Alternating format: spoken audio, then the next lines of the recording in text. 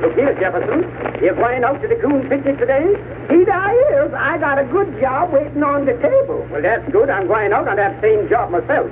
But what time did you arrive this morning? I arrived at 7 LN. 7 LN? What does that LN mean? Lazy nigger. You certainly am a lazy nigger. The sun was up 2 hours before that time. Yeah, but the sun goes to bed long before I do.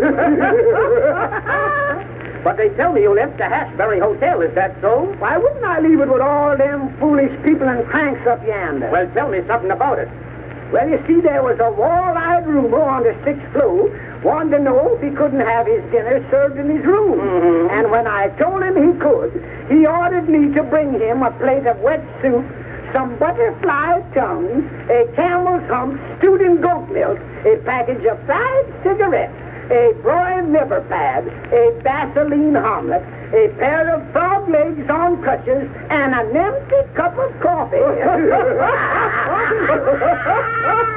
Why, my, he couldn't have felt light in the stomach after eating all that. No, but I bet he felt light in his head when he ordered it.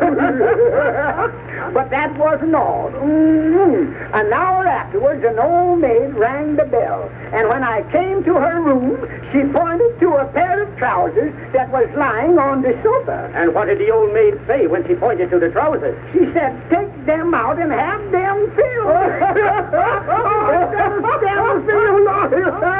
Why, no wonder you left that hotel. But I had a funny confidence, too, last week. Look at what was that? You know that rich Mrs. Brown what lives up on the hill? See, that does know, sir. Well, I met her at the post office last Tuesday morning. She said she was going to give a dinner that evening, but all her servants had left without notice.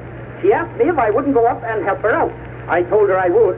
So on the way up to the house, she says, James, did you ever notice anything peculiar about my left eye? I said, yes, Mrs. Brown. I noticed you had a watery eye. She says, yes, James. The doctors call that psychofluxus of the optimistic nerve. Oh, that's scandalous. Every little while, my eye fills with water, runs out to the end of my nose, and forms there in a large drop. Half of the time, I don't know it's there, and it's very embarrassing. Now, James, when the guest is seated for dinner this evening, and you see that drop on the end of my nose, remind me of it. But be careful. Don't say Mrs. Brown does a drop on the end of your nose. Just say, Mrs. Brown, Jones is at the door. I know what you mean, and I'll remove it. So that night when I had served the soup, I noticed a drop on Mrs. Brown's nose. I called out very softly, Mrs. Brown, Jones is at the door, but she was busy eating the soup and paid no attention to me. I then called a little louder, Mrs. Brown, Jones is at the door, but she still kept right on eating that soup and paid no attention. Then I bawled right out, Mrs. Brown, Jones is at the door. She turned around and said, James, did you speak? Yes, I did, Mrs. Brown. I said Jones was at the door, but he ain't there now. He's in the soup.